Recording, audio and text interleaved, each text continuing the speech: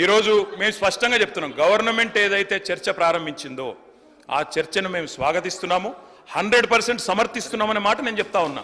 అయితే ఒకటేమంటే భవిష్యత్తులోనైనా శ్రీధర్ బాబు గారు, ఈరోజు మీరు బిజినెస్లో రెజల్యూషన్ అని ఇచ్చారు, భవిష్యత్తులో పెట్టండి. సబ్జెక్ట్ మీద చర్చ ఉంటే ఆ చర్చకు స్టేట్మెంట్ ఇవ్వండి, so that members can come prepared.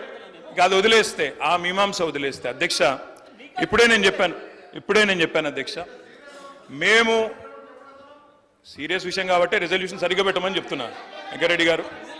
అధ్యక్ష, ఈ రకంగా మంత్రులు డిస్టర్బ్ చేయడం మాటికి పద్ధతి కాదు. సీనియర్ మెంబర్లు ఇదేం పద్ధతి అధ్యక్ష? స్వాగతిస్తున్నామని చెప్తే మళ్ళీ ఈ రకంగా ఇబ్బంది పెట్టడం ఏంది? ఎంత ఓపిక లేదేమో అధ్యక్ష. వెంకరెడ్డి గారు ప్లీజ్ కూర్చోండి. అధ్యక్ష ప్లీజ్, నేను ఇస్తాను, కూర్చోండి. అధ్యక్ష మేము క్లియర్ గా చెప్పేది, మేము అధ్యక్ష అధికార పక్షంలో ఉన్నా, ప్రతిపక్షంలో ఉన్నా, ఏ పక్షంలో ఉన్నా మేము తెలంగాణ ప్రజల పక్షం అధ్యక్ష.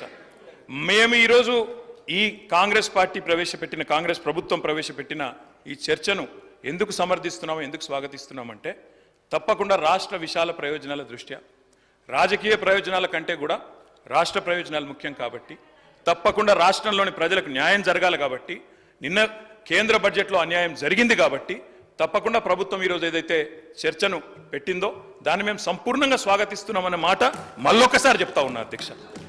ఇప్పటిదాకా శ్రీధర్ బాబు గారు మాట్లాడిన మాట, అక్కడ మేము 10 సంవత్సరాల నుండి మేము చెప్పింది అదే అధ్యక్ష, కొత్తదేమీ లేదు.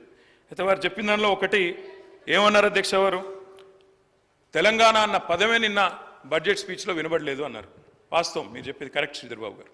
ఎందుకు వినబడలేదు అధ్యక్ష? ఆనాడు ఉమ్మడి ఆంధ్రప్రదేశ్లో ఇదే శాసనసభలో తెలంగాణ అన్న పదం నిషేధించారు.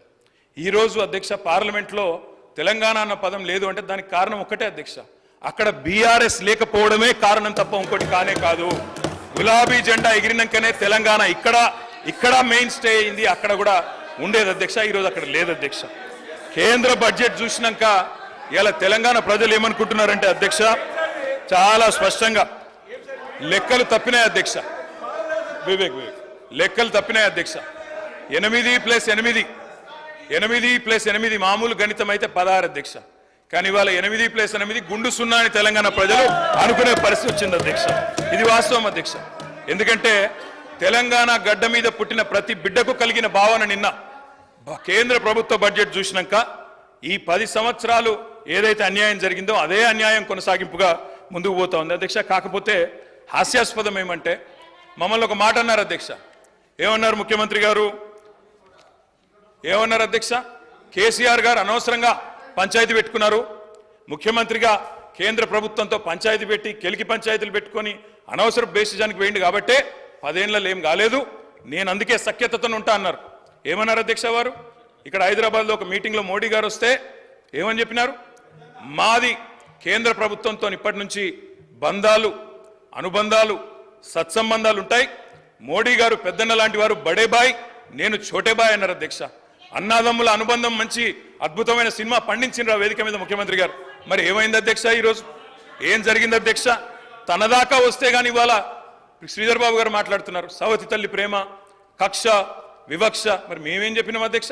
మేం చెప్పింది కూడా గదే ఇన్ని రోజులు. ఇప్పుడు మీ దాకా వస్తే మీకు తత్వం అర్థమైంది, వాళ్ళు ఎట్లా వ్యవహరిస్తారో. ఎన్నిసార్లు తిరిగినా, ఎక్కే విమానం దిగే విమానం అన్నట్టు 20 సార్లు ఢిల్లీలు దిగినా ఆడ ఏం జరగదన్న విషయం ఇప్పుడు అర్థమైంది మీకు. ఇప్పటికైనా వాళ్ళ తత్వం బోధపడ్డందుకు చాలా సంతోషం అధ్యక్ష. కాకపోతే మాకు మీలాగా కొన్ని అలవాట్లు లేవు. మేము ప్రయత్నం చేసినాం, చాలా పనులు కూడా సాధించినాం. ఏమేం సాధించినామో కూడా మీకు చెప్తాను. కానీ ఇతరులు సాధించింది మా ఖాతాలో వేసుకునే అలవాటు మాకు లేదు. కేంద్ర ప్రభుత్వం, ఆనాడు రాష్ట్ర ప్రభుత్వం, మేమందరం కూడా కొట్లాడి ఎలివేటెడ్ కారిడార్లు, రక్షణ శాఖ భూములు, ఇవన్నీ మా ప్రభుత్వ హయాంలో వర్క్ జరిగితే కాగితం మీరున్నప్పుడు వస్తే మేము సాధించినామని గొప్పలు చెప్పుకున్నారు. పర్వాలేదు, ఏం పర్వాలేదు. మేము 30,000 ఉద్యోగాలు ఇస్తే మీరు ఇచ్చినారని చెప్పుకున్నారు, అది కూడా పర్వాలేదు. కానీ ఇప్పటికైనా తత్వం బోధపడిందేమో అని చెప్పి నేను భావిస్తా ఉన్నాను. గౌరవ కేటీ రామారావు గారిని కోరుతా ఉన్నాం. ఈరోజు ఏపీ రీఆర్గనైజేషన్కు సంబంధించిన చట్టానికి సంబంధించిన ఆధారం తీసుకొని రాష్ట్రానికి రావాల్సిన హక్కులు, నిధులు, విధులకు సంబంధించిన అంశం విషయంలో ప్రస్తావన చేసుకొని పోదామంటే సార్, దానికి వారు చెప్పే ప్రతి అంశంపై మరొకసారి వేరే విధంగా చర్చ పెట్టండి. ఎంత దూరం వారు శాంక్షన్ చేయించారు, ఏ విధంగా శాంక్షన్ చేయించారు, ఎంతవరకు పోయింది, మేము ఏ విధంగా ముందుకెళ్ళాం, అవన్నిటి విషయంలో definitely we will give you answer అధ్యక్ష. అధ్యక్ష, దేశ అత్యున్నత సభ చట్టసభ పార్లమెంట్ అధ్యక్ష. పార్లమెంట్లో మరి ఏపీ రీఆర్గనైజేషన్ యాక్ట్ ఏదైతే ఉన్నదో దానిలో 2 రాష్ట్రాలకు హామీ ఇచ్చారు. అందులో 2014లో పాస్ అయినప్పుడు ఇటు ఆంధ్రాకి ఇటు తెలంగాణకి ఇద్దరికి కూడా హామీలు ఇచ్చినారు. ఇప్పుడు వారు చెప్పినట్టు 35 పైచీలకు హామీలు ఇచ్చారు. కానీ నిజంగా కూడా బాధాకరం అధ్యక్ష, ఒక రాష్ట్రానికేమో చేయూతనిచ్చి మరొక రాష్ట్రానికి చెయ్యి ఇవ్వడం, మండి చేయి చూపట్టడం అనేది నిజంగా కూడా మంచిది కాదు, ఇది అన్యాయం. తప్పకుండా ఈ తెలంగాణ హక్కులను ఇవి కాలరాయడమే అవుతుంది. వ్యవస్థీకరణ చట్టానికి ముఖ్యంగా తూట్లు పొడవడమే అయినట్టుగా మేము కూడా భావిస్తూ ఉన్నాం. అధ్యక్ష, పక్కవారు బాగుపడితే సంతోషపడతాం. ఆంధ్ర రాష్ట్రానికి డబ్బులు ఇచ్చారు, సంతోషం, ఇబ్బంది లేదు. కానీ మనకి ఇవ్వలేదు అనే బాధ మాత్రం ఇవాళ తెలంగాణలోని ప్రతి బిడ్డలో కూడా ఉన్నది అధ్యక్ష. ముఖ్యంగా కొట్లాడి తెచ్చుకున్న తెలంగాణలో ఇంత చిన్న చూపా కొట్లాడి తెచ్చుకున్న తెలంగాణ మీద అనే ఒక బాధ తప్పకుండా ఉన్నది అధ్యక్ష. అధ్యక్ష, తెలంగాణ హక్కులను ఎవరు హరించినా, ఎవరు ఇబ్బంది పెట్టినా తెలంగాణ ప్రయోజనాల విషయంలో తప్పకుండా వారి మెడలు వంచే బాధ్యత మరి తెలంగాణ కోసమే పుట్టిన పార్టీగా, తెలంగాణ గడ్డ మీద పుట్టిన పార్టీగా బీఆర్ఎస్ పార్టీ అనే మాట నేను మళ్ళొకసారి గుర్తు చేస్తా ఉన్నా అధ్యక్ష. అధ్యక్ష, కేసీఆర్ గారి పోరాట పటిమ గురించి చెప్పాల్సి వస్తే, మేము చేసిన కార్యక్రమాల గురించి చెప్పాల్సి వస్తే, 10 సంవత్సరాలు కేంద్రం మీద మేము చేసిన ప్రయత్నాల గురించి చెప్పాల్సి వస్తే, రాసుకుంటే రామాయణం అంతా, చెప్పుకుంటే భారతం అంతా అని అంత కథ ఉంది అధ్యక్ష. కానీ కొన్ని మాత్రం తప్పకుండా మీ దృష్టికి తీసుకొని రావాల్సిన బాధ్యత మా మీద ఉన్నదని నేను భావిస్తా ఉన్నా అధ్యక్ష. అధ్యక్ష, మొట్టమొదట రాష్ట్రం ఏర్పడ్డదో లేదో ఇంకా అప్పటికి ముఖ్యమంత్రిగా కేసీఆర్ గారు ప్రమాణ స్వీకారం కూడా చేయలేదు. చీఫ్ మినిస్టర్ డెసిగ్నేట్గా ఉన్నారు. 7 మండలాలు తెలంగాణకు సంబంధించి అన్యాయంగా ఒక ఆర్డినెన్స్ ద్వారా మరి ఆనాడు పోలవరంలో ముంపులో భాగంగా ఆంధ్రాలో కలిపితే మొట్టమొదటగా స్పందించింది, రాష్ట్ర బంధుకు పిలుపునిచ్చింది, ఆనాడు అప్పటి కేంద్ర ప్రభుత్వాన్ని వ్యతిరేకించింది మా పార్టీ అధ్యక్ష. ఆనాడు ఇంకా ప్రభుత్వం ఏర్పాటు చేయకపోయినా కొట్లాడింది మేము అధ్యక్ష. అధ్యక్ష, ఇది సెప్టెంబర్ 7, 2014. ఆనాడు కేసీఆర్ గారు మరి ప్రధానమంత్రి గారిని కలిసి తెలంగాణ రాష్ట్రానికి ప్రత్యేక ప్యాకేజ్ ఇవ్వండి, ప్రత్యేక హోదా ఇవ్వండి, ఆంధ్ర అడుగుతున్నది, మాకు కూడా స్పెషల్ స్టేటస్ ఇవ్వండి అని అడిగిన ప్రెస్ క్లిప్పింగ్ అధ్యక్ష. అధ్యక్ష, ఒకసారి కాదు అధ్యక్ష, 1,15,667 కోట్లు మా రాష్ట్రానికి ఇవ్వండి అని చెప్పి ముఖ్యమంత్రిగా అన్నాడు కేసీఆర్ గారు. ఇది సెప్టెంబర్ 16, మన 2016 ఫిబ్రవరి 12 అధ్యక్ష. అధ్యక్ష, ఒకటి కాదు అధ్యక్ష, ఇట్లా ఎన్నో సందర్భాలు. ఇక 2015లో అధ్యక్ష మళ్ళీ కలిసిన ఫోటోలు. అదేవిధంగా ఒక్కసారి కాదు అధ్యక్ష, ఎక్కని కొండలేదు మొక్కని బండలేదు అన్నట్టు ప్రతి విషయంలో, ప్రతి ప్రాజెక్టు విషయంలో కేంద్ర ప్రభుత్వం దగ్గరికి పలుమార్లు పోయినాం అధ్యక్ష. పోయి కొన్ని సాధించినాం, కొన్ని సాధించలేకపోయాం, రకరకాల ప్రయత్నాలు చేసినాం. వివక్షాపూరితమైన వ్యవహారం చేసినప్పుడు ముఖ్యంగా సిఏఏ, ఎన్పిఆర్, ఎన్ఆర్సీ లాంటి విషయంలో తెలంగాణ శాసనసభలోనే తీర్మానం పాస్ చేసినాం అధ్యక్ష. పాస్ చేసి దిస్ వాజ్ ఇన్ 2020 మార్చ్ 26 అధ్యక్ష. మేము నిర్ద్వందంగా తిరస్కరిస్తున్నాము సిఏఏ, ఎన్ఆర్సీ అని చెప్పి కేంద్ర ప్రభుత్వానికి మా నిరసన కూడా చెప్పినాం అధ్యక్ష. Central amendment act, electricity amendment act తెచ్చి మోటార్లు పెట్టాల్సిందే, మీటర్లు పెట్టాల్సిందే మోటార్లకు అని మెడ మీద కత్తి పెడితే దాన్ని వ్యతిరేకిస్తూ శాసనసభలో తీర్మానం చేసినాం అధ్యక్ష. అధ్యక్ష, ఇది ఒకటే కాదు అధ్యక్ష, కాజీపేటలో కోచ్ ఫ్యాక్టరీ ఇవ్వలేందుకు మేము మా పార్టీ 2021 మార్చి నాడు చేసిన నిరసన. ఇవన్నీ ఏపీ రీఆర్గనైజేషన్ యాక్ట్ ప్రామిసెస్ అధ్యక్ష. 1 minute డిప్యూటీ సీఎం గారు. సార్ ఇన్నిసార్లు డిస్టర్బ్. అధ్యక్ష,